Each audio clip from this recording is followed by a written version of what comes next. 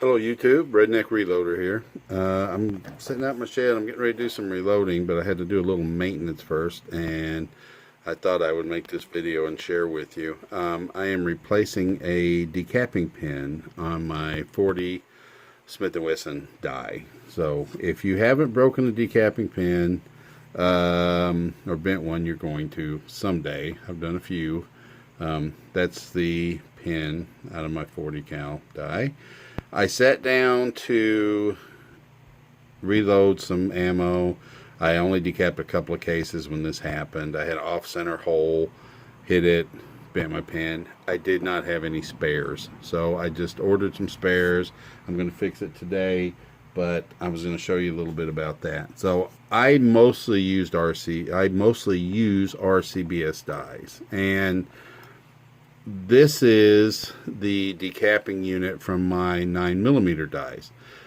You've got the decapping rod, and then this collet, and then you've got the pins. Now, the way the newer RCBS dies pins are, they're what they call a headed pin. So they kind of look like a nail. They've got this little head on it, and this is just a solid threaded piece. This sets up on the end of it, and then the collet just holds everything in place. And these pins are pretty interchangeable. This is my 9mm decapper. This is my decapper out of my 223 dies. Works the same way, except this is also a resizer. This collet also acts as a resizer. And as you can see, they also use the headed pins.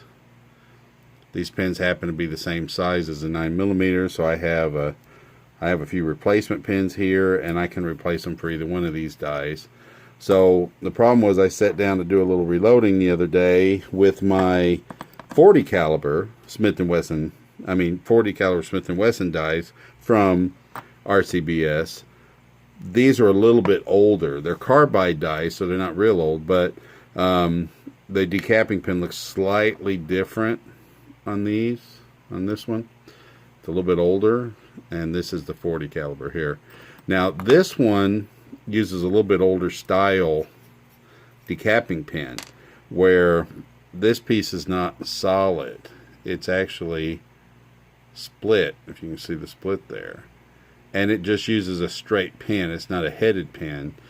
And I didn't have any of those. So I was needing some. I really should have ordered some, because I've got some other dies that use those. So what I did, just to get through the day, I went ahead and ordered some. But I took the old unit and I tried a headed decapping pin in it, and it did tighten down on it, and it worked fine. I went ahead and did my loading that I had to do, and everything was good to go. But I still went ahead and ordered some of the proper pins, and instead of the headed pins, they look like this, just a straight pin. So they simply slide in, and then the collet, which that's what I'm calling it, I don't know what the official name is. When you screw the collet down on it, it squeezes down on the pin and holds it in place when you get it good and tight. So if you haven't broken a decapping pin yet, like I said, you're going to. So it's really good idea to have some spares around. They're not expensive. The RCBS, you buy the little 5-packs like this. I don't remember what I paid for that, but I got it off Amazon. I have Amazon Prime, so it's free shipping. Here's some other 5-packs. If you, these are the headed pins. If you contact RCBS and you tell them you damaged one, they will replace it. They've done that for me the very first time I did it with my 223 dies. I contacted them, and they sent me a new decapping unit and some pins at no charge. But the next time I did it, I just said, look, there are a few bucks to have the spares. It's my bonehead move that did it. So I don't expect RCBS to support me for the rest of my life, so I just went ahead and bought some spares. So, interesting thing, I'll just tell you about this when you do this. I've done it a couple times, is when they break, you oftentimes bend this decapping rod unit. It's a softer material where this is going to break, or it'll bend, and then if you try to straighten it out, it'll break. But this actually has a little bit of flexibility to it. And what'll happen is this will get warped. So like when you're rolling it on the table, the pin isn't straight and it's wobbling around. So it's not going to be straight when you put it in the die. You can kind of straighten them a little bit. I have done that. I've closed my vise up where it's like on this part, and then just with my hand bent the pin and played around and gotten these back where they're straight enough you can still use them. But for this one, I went ahead and bought a new replacement decapper too, because this one bent, and I was planning on just replacing the whole unit. But turns out I played around with this one and got it straight enough it still works. So I'm going to keep using this one and keep this one back as a spare. But between the 40 cal and the 9mm, it's the same decapping unit. So I learned that after I ordered that. So now that I know that, in the future, if I'm reloading 40 cal and I really crank one up and mess it up, I'll know I can pull my decapping rod out of my 9mm and use it. I'm not sure about other dies. I don't have a lot of other dies that I use. This one is this is a decapper out of an old Bear die. This is for 38 special. I've never broken one of these because I don't load 38 special, but I came across a deal on these dies. I got them for, I think it was $3. So I really just couldn't pass up on the deal. So I said, I'll just buy them, and if I need them in the future, I'll have them.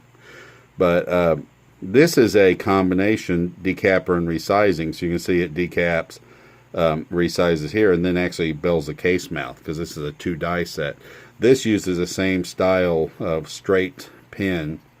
Got the split there, if you can focus on it. It's split and it tightens down on the straight pin. This one uses the same size pin as my RCBS die. So luckily, if I ever do break one of these, I'll have some spare pins for this one as well. I have a pair of CH dies that also use the same method, but their pin is smaller. So these RCBS dies, the pins are too big to fit in there. So I don't know what I'd do with that one if I broke it. This is a Lee die. Now this is the only set of Lee dies I have. This is for a 45. I don't know much about these. I haven't had this long, and I haven't broken a pin. But my understanding is the pin and the whole decap rod and everything is one solid unit. The way these work, there's a collet at the top, and that pin pokes out up here at the top.